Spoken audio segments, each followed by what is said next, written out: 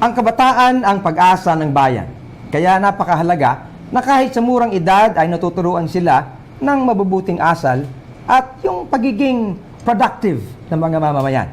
Lalo na sa ating bansa na kung saan 20% o mahigit 19 million na mga Pilipino ay mga kabataang edad 15 hanggang 24. Ang mga kabataan din ang pinaka-exposed sa napakaraming impluensya sapagkat ito ang panahon na sila ay adventurous at handang i-explore ang maraming bagay sa kanilang paligid. Dagdag pa dyan na impluensya ng social media sa kanilang pang-araw-araw na buhay. Sabi nga nila, sa stage na ito ang panahon na hinahanap at binubuo nila ang kanilang mga identities. Kaya naman maraming organisasyon ngayon ang gumagawa ng mga programang tutulong at gagabay sa mga kabataan. Isa rito ang Brigade Philippines na naglalayo magturo ng magagandang asal sa mga kabataan gaya ng pagsunod, pagrespeto, disiplina at iba mga Christian values. Yan ang pag-uusapan natin sa ating What's Brewing segment kasama si Paul Chu mula sa Brigade Philippines. At usaping fitness naman para sa ating Espresso Self with Gabby and Rona kasama si Luis de Mesa, Strength and Conditioning Coach mula sa National Movement Performance Manila. Okay. Fit kasi. And in celebration of July as the National Blood Donors Month, we will talk about the blood donation sa Doc Talks. At yan ay kasama natin si Daislin at si Dr. Leah. We have invited Dr. Elizabeth Jeremy Reyes from the National Kidney and Transplant Institute at si Mr. Dick Koo from the Great Lighthouse Foundation who has the blood donation drive of the said foundation. So stay tuned once again for an hour of exciting and relevant discussions. This is Reza Abante Yebra. And I am Bishop Ruben Abante. Join us and let's have good talk over good coffee. Welcome to Lighthouse Cafe.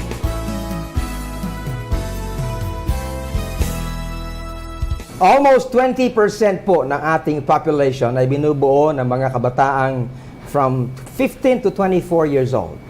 At itong percentage na ito ay nata-translate to about 19.2 na mga milyon, 19.2 million youth. And as they become the future leaders of our nation, it is very crucial then to instill godly values sa kanila so that they may be productive citizens of our society. Pero alam nyo, challenging po ito dahil marami ang mga nag-i-influence sa kanila, umaagaw sa kanilang atensyon. At isa sa mga pangunahing issue na hinaharap ng mga kabataan ay ang premarital sex na nagresulta sa teenage pregnancy. Noong taong 2013, 11% ng mga kababaihang 15 to 19 years old ay mga nanay na. Wow! Parang pabata yan. Aside from that, Reza, vices have also been a problem among our youth. 39% of our young people ay may smoking, and 20% are addicted to cigarettes. 7 out of 10 Filipino youth have drinking problems, and almost 40% are regular drinkers. 40%. Yes. And let us not forget their exposure to pornography also. Isa sa bawat dalawang kabataan ay exposed sa mga pornographic videos at movies, habang 16% naman ay nanonood sa mga websites. At isang issue pa ang drug abuse. 4% ng mga kabataan ay nai-report na gumagamit ng ipinagbabawal na mga gamot. Isa sa dalawa kamo, that's 50%, ha? Well, just like a mother, the country would not want their young people to go astray. And that is why there have been efforts to rectify their lifestyles through faith. In line with this, ang Brigade Philippines is a non-stock, non-profit organization that seeks to advance Christian values among boys and girls. And the Brigade Philippines also promotes obedience, reverence, discipline, and self-respect towards a true Christian character. And to further discuss the efforts of his organization, Bishop, we have Mr. Yes. Paul Chu from the Brigade Philippines. Welcome to Lighthouse Cafe. Magandang araw sa iyo, Paul. Hi, good day Magandang also. araw po. Thank you for having me here. And thank you for gracing us dito sa Lighthouse Cafe. Sabi namin dito where good talks happen. At pleasure. ito talaga good talks ito Yes. because we're talking of the next generation. And you've been course. very involved in this. Yes. Tell us about Brigade Philippines. Paano ito nagsimula? The Brigade Philippines started last 2010. Although internationally, we started in 1883 by a person called 1883. 1883, yes. By a person named Sir William Alexander Smith. The vision that he had is because he was a Sunday school volunteer teacher. From which country ito? From Scotland. From Scotland. Yes. However, during weekdays, he's also a volunteer in the military. So he found out that when he was commanding the military, 100 men over, they are following his instructions. However, on Sundays, when he has this youth, about 12-year-old boys, about, let's say, about a dozen of them, he had hard time making them sit down and listen.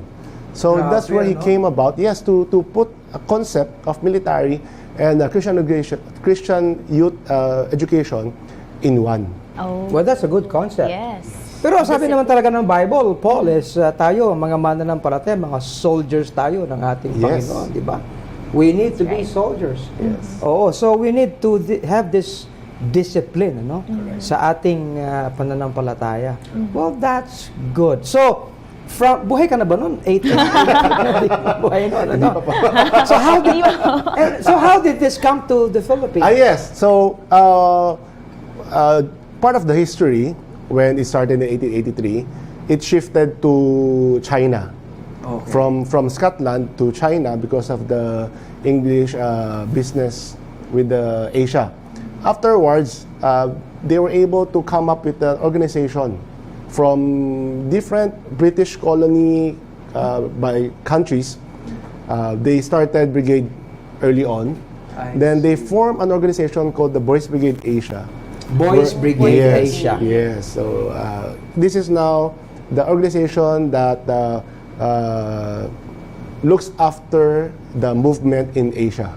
Okay. Okay. So what happened now is they took the initiative in reaching out to other countries that they have not went in yet. So But there was no change in concept. no, None. Through the years, from 1883 until now, maybe there are still some things that are changed, mainly on how to reach out the youth. Yes. But they did not change the principles behind.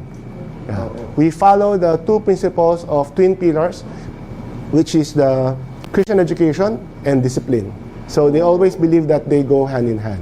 Christian education and discipline. Discipline. Ano pong scope nitong coverage, ano, na age bracket specifically nitong Boys Brigade? So this program that we offer, it can be until age 6 all the way to, let's say, 18, 19, or even 20. So as long as they're in school. Okay. Oo. 21 ka na. 21 na, oo. Sige. So usually the schools that we are involved with are Christian schools, but not only limited to Christian schools, but we also offer it to Christian organizations and even churches, that they may use a program in reaching out the youth and children in their own institution. For example, can you cite some Christian schools na nag-adapt na nitong program na ito? Well, mainly from the school that I came from, MGC Nila Christian Academy. Yes. We're adapted this program, and we're using it to hone the leadership skills in the students. Yes. Mainly with the year levels that I reach out to, which is the elementary years, grades 1 until grade 6. I see.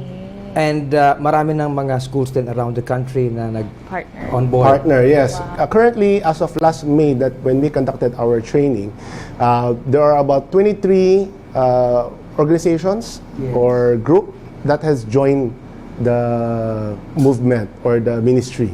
Kasama ba yung Lighthouse dyan? Yes. kasama In Academy? fact, yes. In Oh, fact, wow. Lighthouse has been with us, and they are really going to take seriously run the program now this year. Well, that's good to Yes. hear. Sir, ano pa ba yung program? I mean, ano yung mga activities that you actually teach or train the teachers for sa Okay. regards sa mga bata? The program is composed of a fourfold program. We follow the Luke 2:52, which is Jesus grew in wisdom, stature, in favor with God and in men. So we follow that concept, and we came up with a program that is holistic, developing the child in the mental aspect, spiritual aspect, physical aspect, as well as social aspect.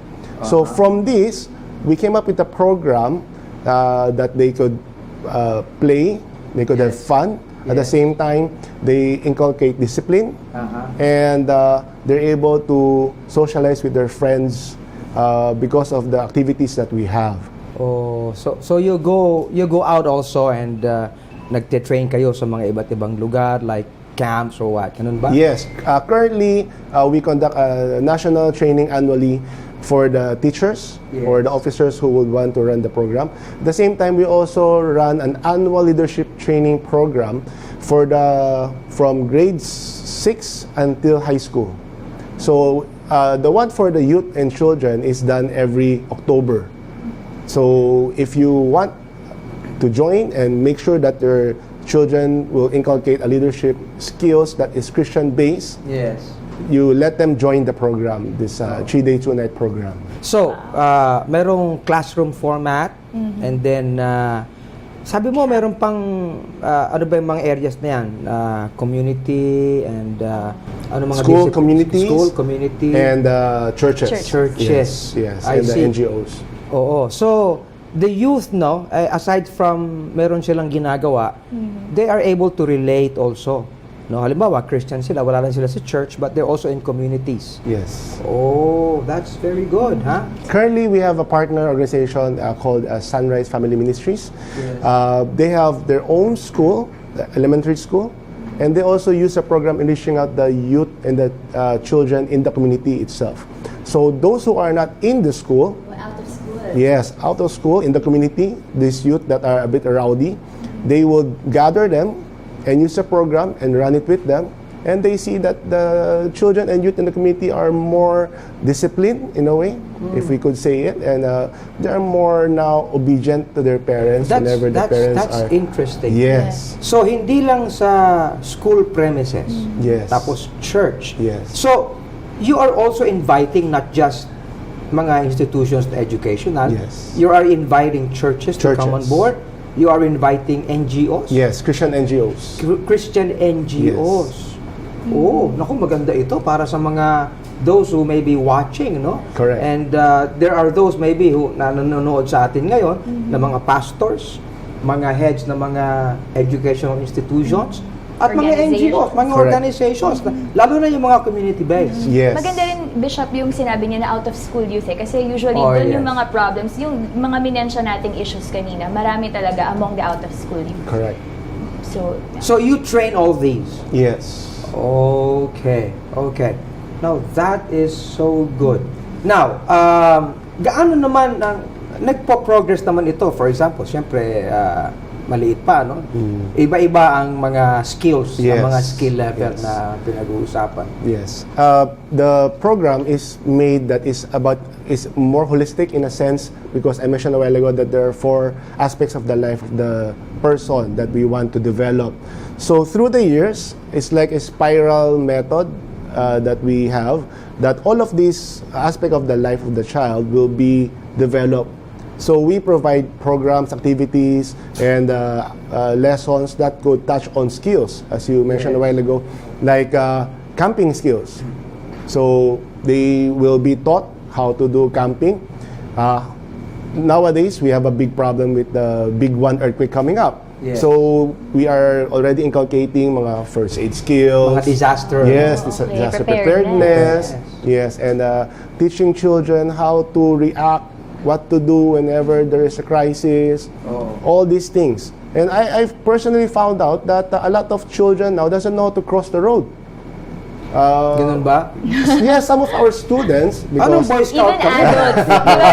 Laging handa kami nung araw. yeah, we find this difficult because they will just cross EDSA that they're not supposed to even cross EDSA in the first place. Oh, tama. So I think these are some life skills that we need to bring back Lalo to yung the children. meron na ng tulay na inaakyat, di ba? Sa ilalim sila Sa ilalim sila Sa ilalim, dumadaan. correct. Pagkatapos pipito yung pulis, no? Yeah. Sabing ganyan Patintero hindi mo sa- ba alam na bawal diyan? Oo, hindi ko ba nakita yung sign bawal? Sasabihin mo, hindi po nakita ko po kayo yung sign, hindi ko nakita. Pero on a larger scale po siguro, sir, paano po nakatulong, for example, in the community, na nabawasan yung mga, like for example, teenage pregnancy or yung mga rowdy that you mentioned earlier? Yeah, correct. As you mentioned a while ago, no, these are the problems that the community are facing nowadays: the vices, the teenage pregnancies. I believe that based on the research, even on psychology's aspect, these are acts of idleness. They're idle. They don't know what to do. They don't know what to do with their time. They are not given the proper activity. Maybe the parents are busy working. They lack guidance. So I believe that through the program that they will be occupied in a sense, and yet the time that was given to them in the program is very enriching. Yeah. They learn a lot of skills, not only like camping skills, but also life skills in a sense that they could use outside school maybe, outside church, and even beyond their lifestyles. And you address both yung boys and girls, di ba? Yes, No? Kasi ang pangalan nyo dati, Boys, Boys Brigade. The history itself, internationally is called Boys Brigade because William Alexander Smith only reached out to boys before. As you know, 1883, di sila pwedeng lumabas ng bahay, yung mga girls. And so we only had a group of boys. That's why he named it Boys Brigade. But nowadays, since 21st century already, we also reach out to the girls also. That's why in Philippines, we name it as the Brigade Philippines. Ikaw ba, Reza, meron bata ka, meron kayong ganyan? May Girl Wala Scout? na. Wala. Well, anyway, let's talk about how parents react to this. Okay ba sa kanila na yung mga anak nila go out? And how do they look at this? Anong perception nila? Anong reaction nila? Do you find it challenging? Baka may mga magulang who would rather na, hindi ko papayagan yung mga anak ko, di ba? Well, it's a bit extreme in a sense because as I mentioned a while ago that the ages is from 6 all the way to 20 something.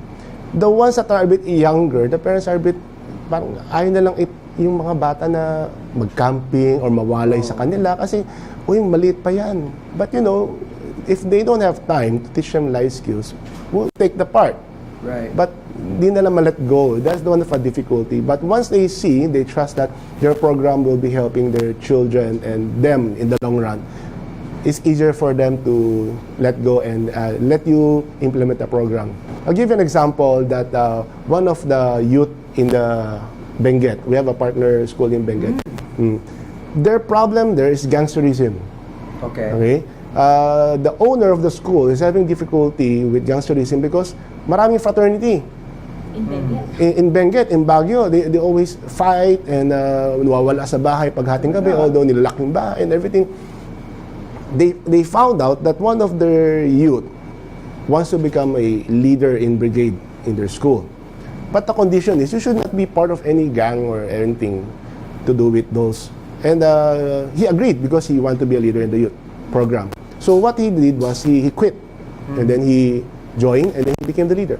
One time, there was a riot in the community and napasama siya kasi he was with his friends and everything.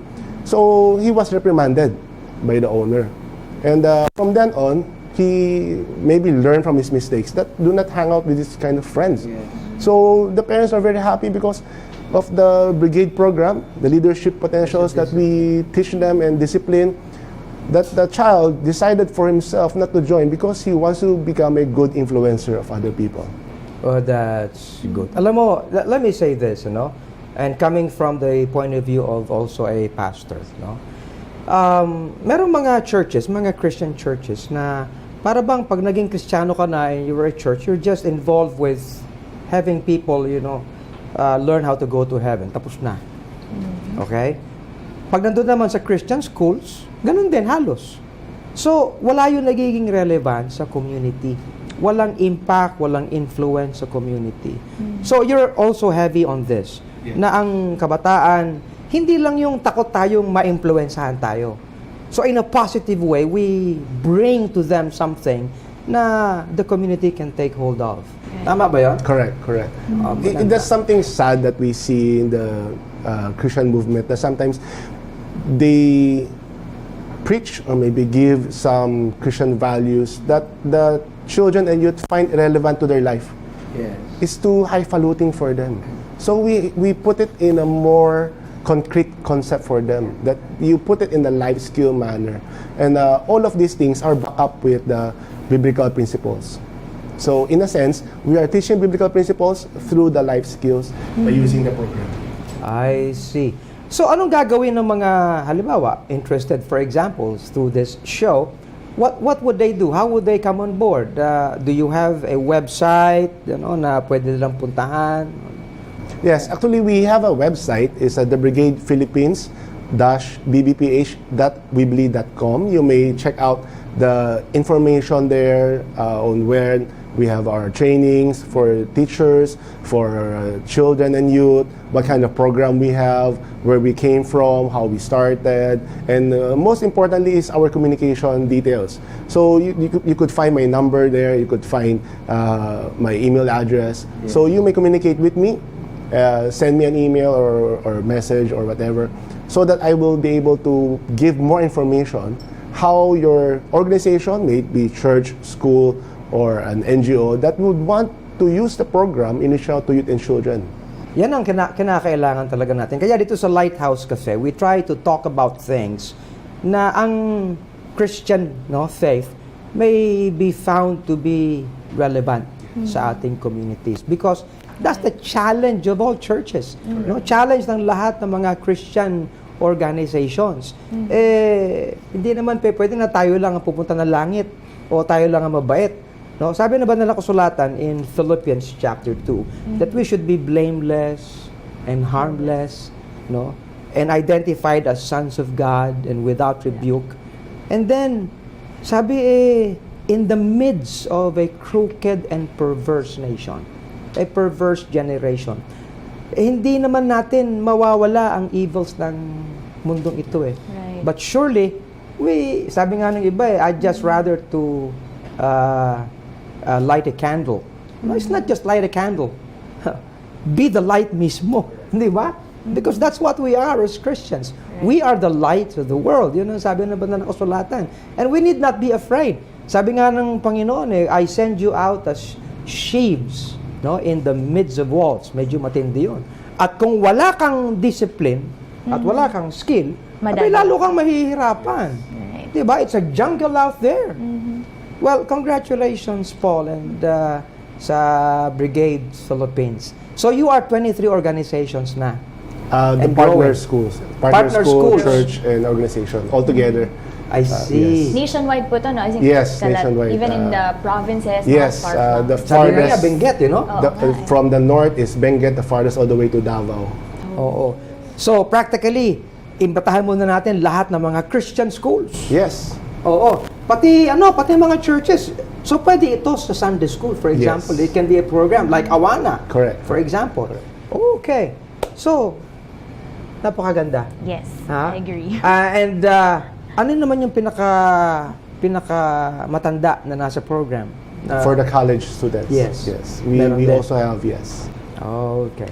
Well, praise God for this ministry. And the Lord bless you more. And Thank you. Make you more to be contributing to our youth. God bless you. God bless also. Oo. Okay. Well, patuloy po tayo. Maraming salamat ulit, Paul, and napakaganda na ating pinag-usapan na ito. At antabayan na naman natin ang susunod natin na segment, Tungkol naman ito, Reza, sa fit and healthy lifestyle. healthy lifestyle. Kasi holistic nga po Holistic tayo, tayo Bishop. ngayon. From Brigade Philippines to having a fit, Parang mag-exercise yata tayo dito, Okay. Patuloy po kayong manood sa ating Lighthouse Cafe.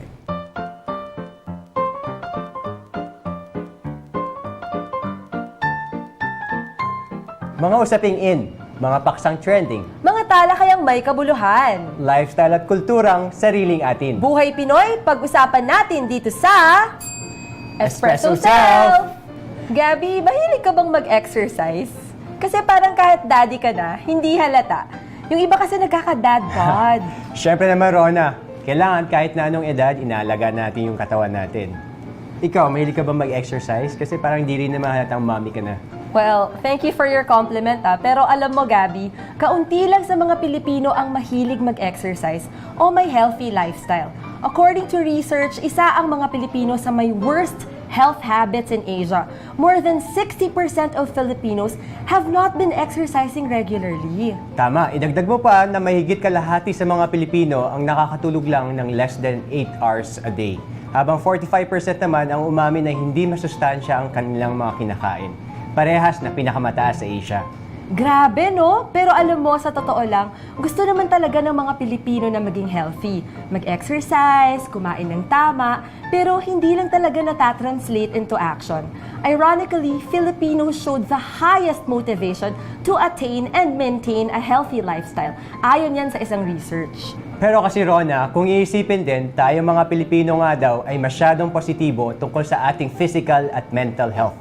Sa totoo lang, ayon din sa naturang study, we outperform the region when it comes to relationship with family, level of energy, level of happiness. Kaya naman nagkakaroon talaga ng disconnect.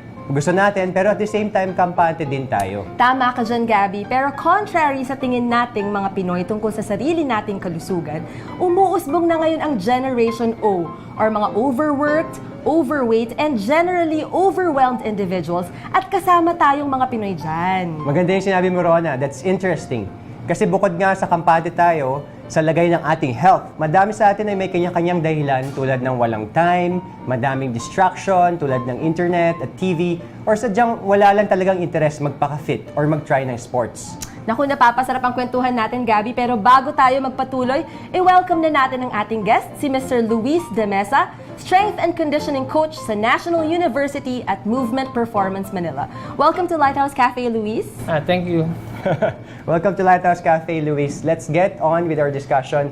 Ano nga ba yung tamang frequency, tamang dami ng exercise bawat linggo, say, para masabing meron kang healthy lifestyle?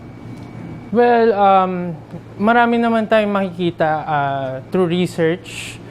Well, pero pinaka-basic na recommendation ko in terms of sets, reps, yung mas pinakamasabi ko usually with my clients or mga players ko, I can say minimum of 2 to 3 times 52. Yung 52 na yun is yung number of weeks in a year, tapos minimum of 2 to 3 days in a week.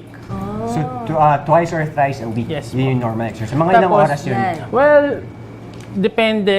I can say depende because iba-iba yung requirements ng tao, yung lifestyle, yung work ng tao. Well, if possible, can squeeze in 30 minutes to an hour is good. Tapos halo-halong exercise na yun, may cardio ka na doon. I think mas maganda if the person will go into an exercise na that is progressive and then you can lead onto a goal. Let's say they can start with basically jogging.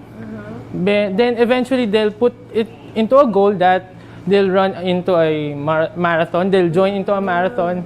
Mas maganda kasi may progression, di lang yung parang daily habits lang.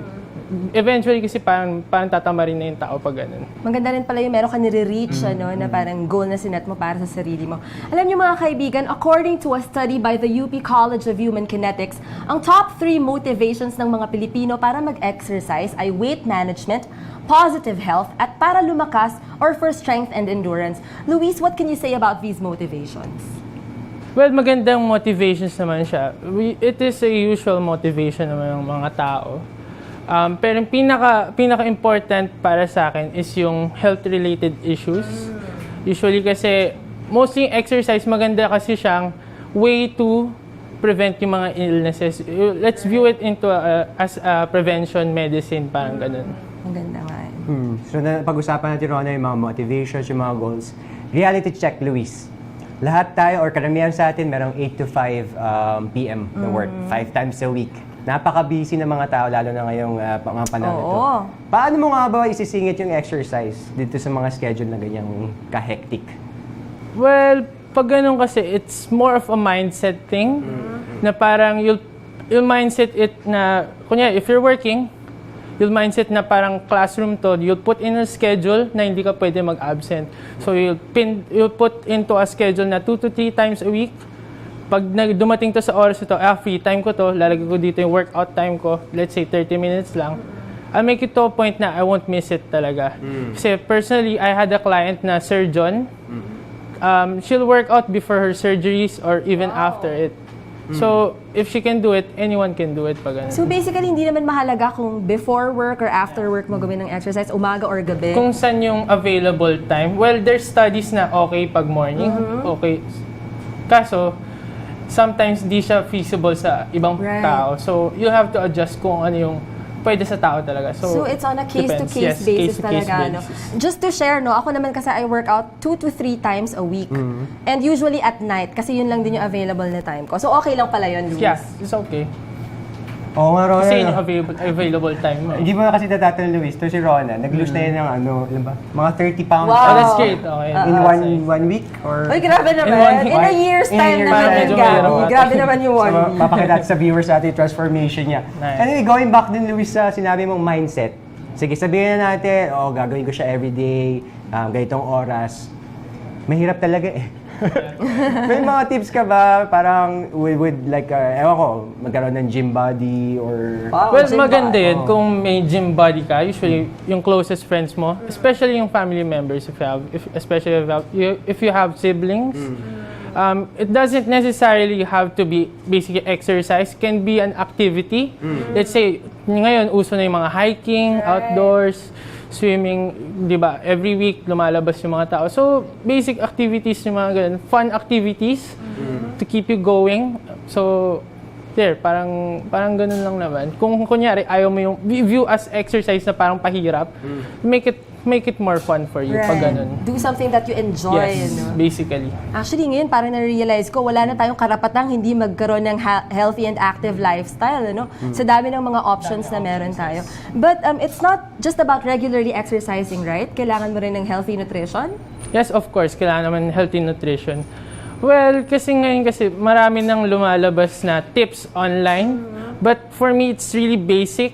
Parang, kunyari, nakikita natin, actually, we know it in ourselves na kung masama siya or hindi. Usually, pag package na siya, that's automatically, hindi siya ganun ka-healthy as yung mga fresh foods. You'll think fresh lang, basic foods, yung naluluto natin. Usually kasi, fast food, syempre automatic na yun, na hindi siya okay. So, balance pala dapat, Rona, of physical health tsaka nutritional health. Yeah. Tama ba, Luis, yung sinasabi niya na yung healthy lifestyle daw or well-being is parang 20% exercise pero 80% nutrition, 100% commitment. Yan. Yes, Hindi tama ganito naman yung yan. 100% commitment. Tama naman. There's also a saying that you cannot outwork or outtrain a bad diet. So, ganun. Maganda yan. Kasi may mga athletes na mataba, di ba? Nakikita man natin. Though every day they train naman. Right, So it comes with the nutrition na din. So, punta tayo, Rona, sa benefits. Yan. Ano ba yung benefits of having a healthy lifestyle para sa mga Pilipino? Well, yung pinakamasasabi kong benefits ng healthy lifestyle is that you'll have more quality years in you. So, instead of, kunyari, let's say you're 60s, 70s, instead of just lying in bed, sitting down, you can actually play with your grandchildren, have fun with them, actually moving with them. So, well, more quality years, less stress kasi nakakabawas talaga ng stress hormones ang exercise. It's proven naman with research. To be actually more happy in your life pag ganun. Actually, exercise and healthy nutrition, hindi talaga nagre-require ng age yan, ano? It goes for all ages, no? And actually, ang isa sa mga interesting na natutunan ko dito sa conversation natin is that when it comes to exercising and nutrition, hindi talaga importante na you enroll yourself into a gym. Yes. Professionally, you can do it at the comfort of your own home. That's right, Rona. So, dagdag ko lang ng tanong siguro kay Luis. Requirement ba magkaroon ng gym membership? Kailangan mo bang karoon ng instructor or coach? At may natutulong ba yun? Or, Actually, it's a luxury. I can say it's a luxury. Pero, let's say, usually kasi it comes with the let's say may injury yung tao. Actually, all people has issues. Yung kunyari, sumasakit likod, sumasakit yung balikat minsan, sumasakit tuhod. Even normal people experience that. So, let's say yung may matutulong yun, especially if you go with the good people, the right ones. So, you get healthy, you'll get a program na injury prevention na din pag tama yung program. Pero generally, just go with what you enjoy first, tapos slowly immerse into other forms of exercises. Wow. Eventually. He makes it parang look so easy, no? Working out. Pero kasi totoo naman na there are a lot of things that we can do that we enjoy, but at the same time, you get an active and healthy lifestyle out of it. So napakaganda ng sinabi mo, Luis. Marami pa tayong gusto itanong I know, pero oo. parang naubusan na tayo ng oras, Luis. Sa pagtatapos na lang, final tips sa mga whatever stage whatever stage yung tao na yan, pa-start pala siya mag-exercise or talagang irregularly nag-exercise na siya. Ano yung mga top 3 tips mo to really, be healthy overall? Number 1, it's your investment in life na wala ka nang masyadong medicines as you age. Number 2, you get happier and stronger. So if you have those two, you're happier, stronger, you can do more stuff, basically. And number 3, you get to inspire more people, get to infect more people sa lifestyle mo. So pag na-infect ka na mas maraming tao, generally, the world will be a happier place. So, ganun. Wow, with that, thank you very much, Luis, for guesting. At ngayon, alamin natin ang mga praktikal at napapanahong mga katuruan mula sa Biblia. Let's listen to Bishop Ruben Abante as he imparts some biblical guidelines in Hebrews.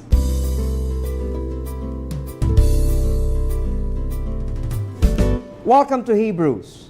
Ito po ang segment sa ating Lighthouse Cafe na naglalayo na bigyan daan ang mga prinsipyo, ang mga katotohanan mula sa salita ng Diyos sa ating buhay, sa ating families, sa ating lipunan. Kaya nga Hebrews, because it's God who actually works in our midst. And how would He work? Except that through His Word, tayo po'y mag-take heed, that we'll listen, and then we take it to our lives. Pinag-usapan po natin sa episode na ito ang tungkol sa wellness. Ano po? Health, ika nga. At binanggit kanina na doon sa 1 John o sa 3 John chapter 1 and verse 2, ang sabi, "Beloved, I pray that you may prosper in all things and be in health, just as your soul prospers." Now, everybody loves the subject prosperity. But you know what? Prosperity actually begins from the inside. Ano po? Isang consistent na katuruan sa banal na kasulatan na nagsisimula ang kalinisan ng buhay sa kalinisan ng kalooban. Kaya, ang psalmist David, si Haring David, ay sumulat doon sa Psalm number 51 and verse 10. And he says, "Create in me a clean heart, O God, and renew a right spirit within me." Everybody knows that the heart is deceitful above all things and desperately wicked. Kung kaya nga, kung ang Diyos ay magbabago ng buhay, ang una niyang babaguhin muna ay ang puso. Ang ating puso ay maraming kabigatang dala, maraming kasalanan. Lahat ng mga deceit ay naroroon. Ano? Well, I'm not talking of the organ natin na heart and physical heart, but the inner man. Ano po? And naroon ang seat ng lahat ng kasamaan. Ano po? Ibig sabihin kung ano man ang sinasambitla natin sa ating bibig at nakikita ang kasamaan, it comes from the heart.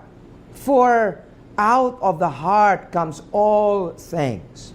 But then, paano po nagsisimula ang kalinisan? And precisely, that is what God intends to do when He gave His Son on the cross for us, that our sins may be forgiven. Kung kaya nga po si Kristo'y nabayubay sa krus ng Kalbaryo, inilibing at nabuhay na maguli upang ang tao ay hindi lang magkaroon ng pag-asa ng buhay na walang hanggan at kaligtasan, kundi malinis ang kaniyang kalooban.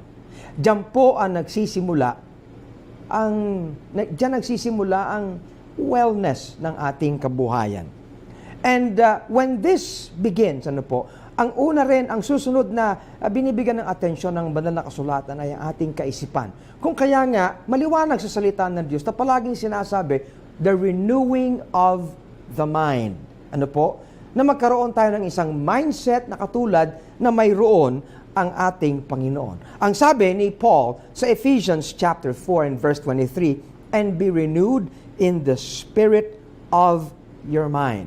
When a person's mind is renewed, nagbabago po ang kaniyang kabuhayan, nagbabago ang kaniyang kilos.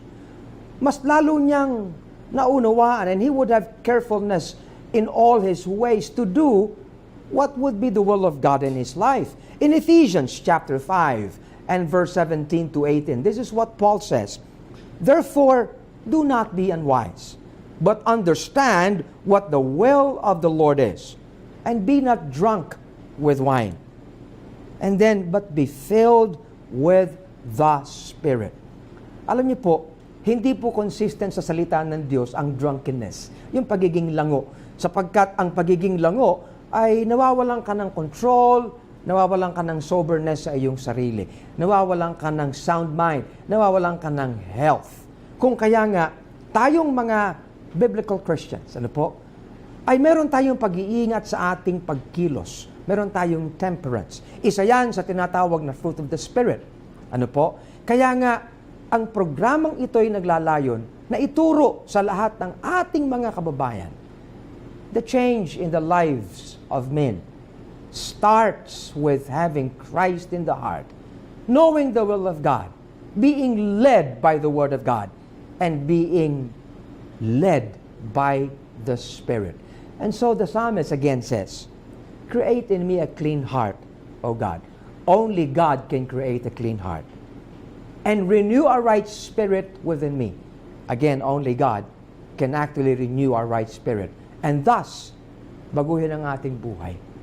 Therefore, if any man be in Christ, he is a new creature. All things are passed away, and behold, all things are become new. God bless you, everyone. Keep in touch.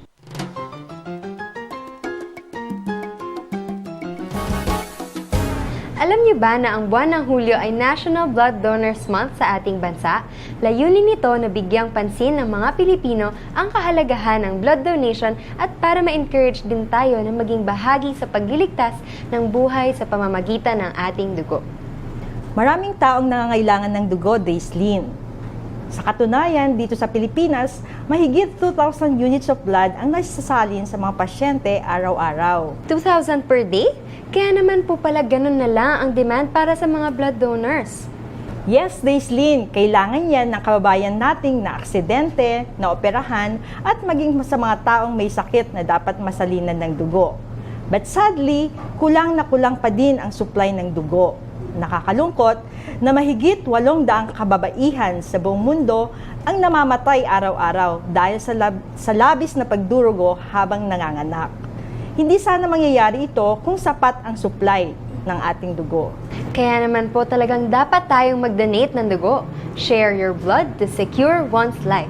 At para mas mapalawak pa ang ating kaalaman tungkol sa blood donation, kasama po natin ngayon si Doc Elizabeth Jeremy Reyes mula sa National Kidney and Transplant Institute or NKTI at si Sir Dick Koo mula sa The Great Lighthouse Foundation na nangunguna sa mga bloodletting drives ng foundation na ito. Welcome po to Lighthouse Cafe. Thank you. Dr. Reyes, kamusta po ba ang supply ng dugo sa mga ospital ngayon? At sino-sino po ang mga pasyente ang kailangan talaga ng dugo? So, I cannot actually talk for everyone or for all hospitals, but sa NKTI lang. Apa. So, sa ngayon, sapat naman ang dugo na naipoprovide namin sa mga pasyente. Pero yun nga, hindi ito palagian or kumbaga meron kasing season na hindi enough yung mga dugo na nakukuha namin. Tulad ng pag-holidays, hindi masyadong madami yung blood donor drives na nakukuha namin. So yun, may mga oras talaga na nagkukulang kami sa supply ng dugo. Yan. Since meron po tayong days na nagkukulang po, ano po ba ang ginagawa ng NKTI para matugunan yung supply ng dugo? Para matugunan ang supply ng dugo na kinakailangan ng mga pasyente, syempre sa institusyon namin, sa NKTI, nagsasagawa kami ng mga blood drives. So, iniisa-isa namin ang mga institusyon or mga organisasyon na interesado para mag-donate or magbigay ng dugo nila sa mga nangangailangan. So aside from that din, syempre hindi lang doon nagtatapos yun, nagsasagawa din kami ng mga pep talks para kumbaga kahit papano ma-inform or ma-educate natin yung mga tao hindi lang sa pangangailangan ng dugo, kundi syempre kasi hindi naman lahat gustong mag-donate kasi natatakot sila. So yun, para maibsan yung takot nila or pagkabahala, ina-educate namin sila ng mabuti. Marami naman, Doc, nag-donate pag mga ganun na yung through your information dissemination. So maganda naman po ang response ng mga pasyente. Well, oo. Kumbaga, step-by-step process siya, pero nakikita natin na may improvement. Kung dati sa pilitan tayo, kasi ako, lumaki kasi ako, yung mom ko kasi, sa blood drive din siya. So, involved din siya talaga. So, bata pa lang ako, sumasama na din talaga ako sa kanya. Nakita ko yung hirap ng kumbinsi sa mga tao. Pero, from time to time, katulad sa ngayon, nakikita ko na kahit papano, sila na mismo, yung mga tao na mismo ang lumalapit sa, kumbaga sa ospital, sa Red Cross, para sila na mismo yung mag-offer ng dugo nila. Alam mo, Daislyn, maraming benepisyo ang pagdodonate ng dugo. Aside from saving human lives, kasi every time nagdodonate tayo, we can help at least 3 to 4 individual recipient per donation. Aside from that, may free check-up din tayo. So yung mga sakit na kagaya ng hepatitis, anemia, at even HIV, nai-screen tayo at libre ito, Daislyn. Kaya maganda magpa-screen talaga o mag-donate ng dugo. And also, it reduces the risk of having heart attack and even cancer. Kasi habang nagdo-donate tayo, na lalaman ang iron level ng ating katawan, which is the very culprit kung bakit tayo nagkakaroon ng cancers and even risk factors para mag-develop ng stroke. At ang pagdodonate ng dugo, Daislyn, according to study, nakakatulong din to sa fitness natin. Kasi every time na nagdodonate tayo, ay nagbe-burn tayo ng calories, and this is equivalent to 650 kilocalories per donation. Kaya parang instant workout na ito, Daislyn, di ba? Opo. So, in short po, Doc, ang pagdodonate ng iyong dugo ay isang paraan din upang ma-check kung malusog nga po talaga sila. Dahil healthy donors lamang ang tinatanggap upang mag-donate ng blood. Masusi po pala ang pagsiscreen, no, para makapag-donate. And, Doc Reyes, ano po ba ang screening process na ginagawa ng NKTI bago payagang mag-donate ang isang tao ng dugo? So, bago pa lang sila mag-donate, ina-encourage na sila. So, bago pa man pumasok, sinasabihan na sila na huwag magpuyat or magpagod isang araw bago sa tinakdang pagdodonate ng dugo. Siyempre, kailangan nakapahinga siya ng maayos. Tapos, ang pagkain, kailangan light meal lang, hindi masyadong fatty yung food. Pagdating naman ng araw ng magdodonate siya, syempre iwas din muna sa mga taong nagsisigarilyo, at least 1 hour bago mag-donate, hindi siya muna magsisigarilyo kasi makakasama ito dun din syempre dun sa pasyente na pagbibigyan niya ng dugo niya. Tapos aside from that,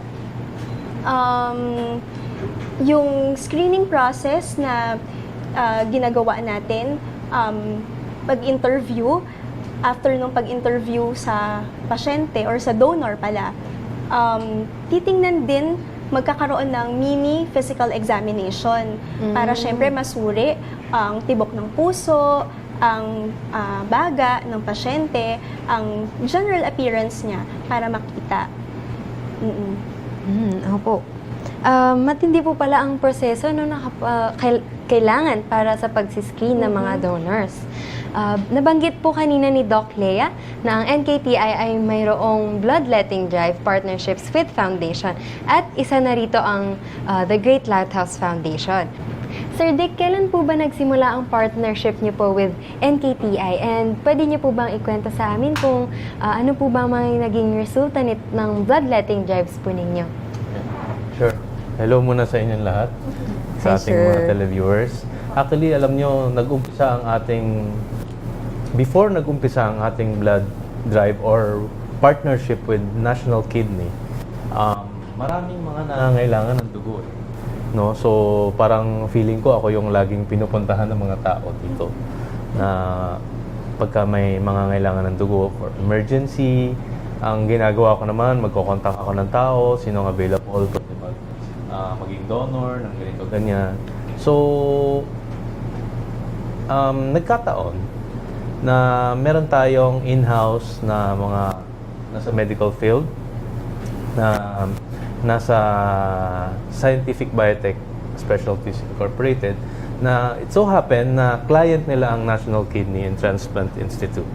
So, kinausap ko yung isa sa mga nurses natin na in-house na baka pwede mong kausapin ng National Kidney. Paano tayong pwedeng mag-partner at magkaroon tayo ng bloodletting program sa foundation. Then, ayun nga, nung kinausap nila at dito rin nabuo actually sa Lighthouse Cafe ang venue kung saan kami nag-usap at nabuo yung partnership ng Great Lighthouse Foundation at ng National Kidney and Transplant Institute. So doon nag-umpisa yung partnership noong 2012. Yun yung first na bloodletting program na ginawa natin dito in partnership with them. Sir Dick, may mga requirements ba ng mga prospect donors na kailangan? At least 16 to 65 years old. Ang 16 and 17 years old would require consent from their parents. At least 110 pounds. Diba? Doc, tama, di ba? Or 50 kilograms. Tapos, siyempre, dapat healthy sila. Walang ubo, walang sipon, walang lagnat. And at least hindi sila nagkaroon ng major operation in a year. Diba?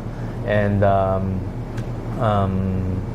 wala silang mga tinitake na mga maintenance, di ba? So, ayun, mga ganon. So, kailangan may, tulad ng binanggit ni Doktora kanina, at least 6 to 8 hours sleep.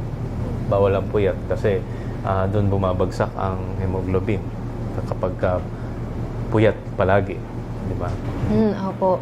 Doc Reyes, paano po para po sa viewers natin, ano po ang kapag gusto po nila makapag-donate, paano po ba saan po sila pupunta kapag gusto nila mag-donate sa NKTI? Actually, madali lang.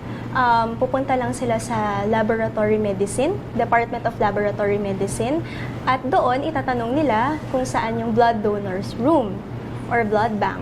Tapos, pagdating nila doon, may mga staff na mag-aasikaso sa kanila, bibigyan sila ng mga forms or interviewin sila para malaman, yun nga, kung pwede sila. Siyempre, bago pumunta doon, ang pinakakailangan na dali nila ay identification card. Okay. So, kahit na gustong-gusto ng isang tao na mag-donate pero wala siyang ID, so medyo, yun nga, magpapaumanhin kami talaga na hindi namin tatanggapin. So, kailangan may ID siya. Kasi syempre, pinoprotektahan din namin yung mga pasyente namin. Kasi kailangan talaga safe yung dugo na ibibigay namin sa kanila. Ano man naman yung mga ID na yun, Doc? Any valid ID Any ba? valid ID naman. Kung student siya, pwedeng student ID. Basta anything na magpapatibay ng identification niya. So, ibig sabihin, Doc, pag walang ID, hindi nyo sila i-entertain. So, yun lang. ID, sarili nila, at syempre, yung healthy self nila. Yes. Di ba, Daislyn, naging blood recipient ka rin? Kwento mo naman sa amin ng experience mo tungkol dito. Opo. Kasi po nung baby po ako, na-diagnose po ako with jaundice. Dahil po doon, kinailangan ko po masalina ng dugo. Buti na lang po, yung uncle ko, siya po yung naging blood donor ko. Naging available po siya. And ngayon, with the partnership of the Great Lighthouse Foundation and National Kidney and Transplant Institute, nakakapag-donate po ako ng dugo ngayon. Since healthy naman po ako at pwede, I make it a point na makapag-donate ako. Ayan, dahil dati, kahit takot ako sa needles, gusto ko pa rin mag-donate dahil ako naging recipient ako. Tulad nga po ng sabi sa Bible, sa Proverbs 3:27, "Withhold not good from them to whom it is due, when it is in the power of thine hand to do it." Yan, kapag pwede tayo, kapag pwede tayong mag-donate, mas maganda na makapag-donate po tayo. Wow, what an inspiring story, Daislyn. Thank you for sharing. Napakaganda rin po ng ating usapan ngayong araw at siguradong marami na naman pong na-encourage na makapag-donate din ng kanilang mga dugo. Samahan niyo po kami muli sa susunod na linggo para sa isa na namang makabuluhang usapan dito sa ating Doc Talk.